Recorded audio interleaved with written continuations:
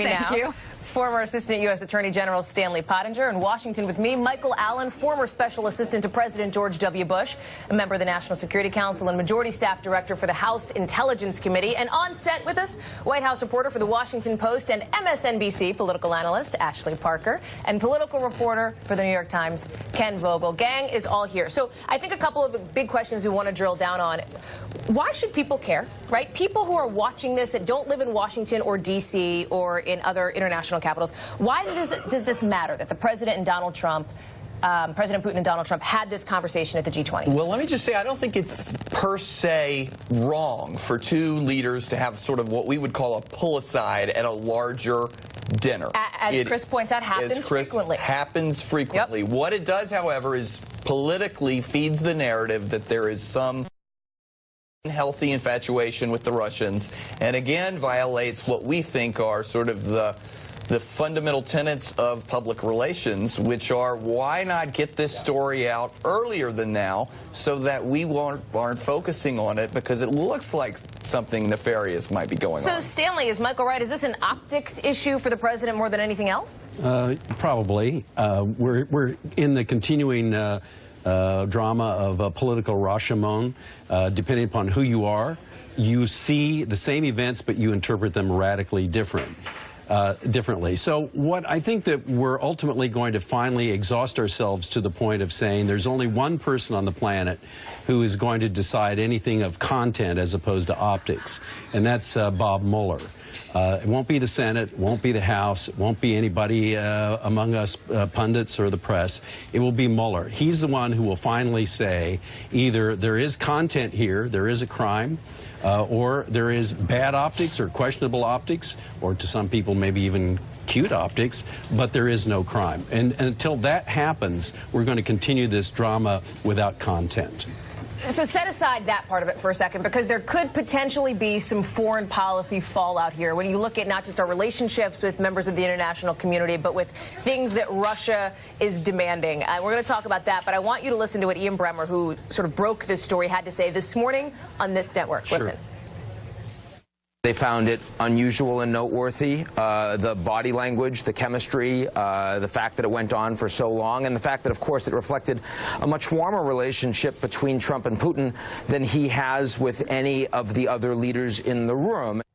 So Bremmer is talking about the reaction from other world leaders who were also at that dinner with their spouses. And Ken, the New York Times, your paper, has some reporting on this, how this, as Bremmer says, kind of raised some eyebrows. Yeah, people were startled. I mean, it's like our allies from France and Germany and the UK. Yeah, well, other people in the room, we don't know exactly who Ian Bremmer's sources were, but people were startled. And it gets at this real discordance that we have between the actual disagreements on policy between the U.S. and Russia, which, have never been more sort of exacerbated than they are right now, at least in recent history since the Cold War, but that at the same time, the two leaders have this very cordial, warm relationship. President Trump is drawn to go over, in this whole room of leaders, the one who he seeks out for this conversation is Vladimir Putin. That's telling, and it gives Putin some of what he wants, even if he's not advancing his policy objectives on Syria, on getting back the compounds, on Crimea, or the U.S. sanctions relating to Crimea or Russia's activities in Ukraine. He is getting what appears to be respect, and this is something that is very valuable to him on the international stage and domestically in Russia. Ashley, does that hold water with you? Well, yes. I mean, there's something about this president in Russia who, by all accounts, Russia's not a friendly nation to the U.S. There are serious policy disagreements. There's reports from our intelligence agencies that Russia did meddle in the U.S. elections, and the president is just drawn to Vladimir Putin. Even in this dinner, I mean, you see he's unable to criticize him publicly, but even in this dinner, he comes and he basically makes a beeline in this huge room of leaders, many of whom are actual allies, to the Russian president. And I think a lot of people find that problematic. Stanley, the White House pushback on this is that any discussion that this was a second meeting is sort of hysteria, essentially. Is this too much hysteria, much ado about nothing? We don't know. The optics do matter, and the optics were not great here because we have all these questions. But that's the problem, is that we are left with questions in optics and not substance. We don't know if he was talking about, I mean, look, Russia has nuclear weapons, the only people who can incinerate the United States. They're involved in Syria. They're involved in oil and gas. They're involved in the Middle East. They are a major factor in our lives right here, sitting here in the United States. For a president of the United States at a G20 meeting to meet with him as well as other people is not only normal, but we would hope that it would happen. What we don't know is what they were talking about. Now, if they were talking, right? So we have raised so many eyebrows and dropped so many jaws in all the discussions we have. There are no eyebrows left and there are no jaws left in our mouths. All we do is ask questions, but we don't get answers. And that's why I think that eventually we'll exhaust ourselves, I don't know when, maybe a year or so from now, and wait for Mueller to say, here's what we and the FBI and all of us who are actually interviewing people and finding out what the facts are, here's what we have to say. So perhaps no eyebrows left or jaws left to drop on Capitol Hill, because we have said this sentence before. This has raised some eyebrows over on Capitol Hill. What does this do with the relationship between President Trump and Republicans and Democrats over on the Hill? Democrats have already come out blasting this, unsurprisingly. Well, a couple things. One, I mean, the White House's problem is that it seems like that it took too long to embrace NATO. It took too long to say Article 5 is very important to us. And so this is seen in the same train. But you mentioned Congress. We have a really big collision coming forward. We have a Russia sanctions bill that's exactly passed right. the Senate overwhelmingly. 98 to 2 in 98 to 2. It would pass the House today.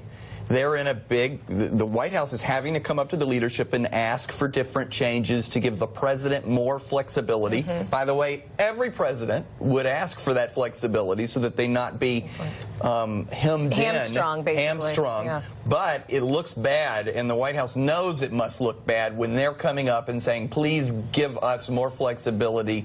It seems like they're lessening the sanctions, and God, they must know they can't veto a Russia sanctions bill. So they've got a big collision coming forth. So that's part of the policy perspective that we're going to be watching. We're also watching, Stanley, to see later today what we might hear from Moscow, from Dmitry Peskov about this second conversation. So those are the ways we're pushing the story forward.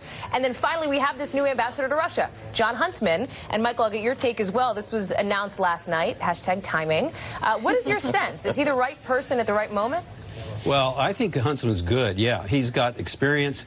He's got independent judgment. He obviously knows a lot about the dynamics of international relations, having been in China. I think it's a very good pick, and probably a pick that will go through the Senate without too much trouble. Stanley and Michael, thank you to the both of you for joining us here. I'm going to make Ashley and Ken hang out for the next 15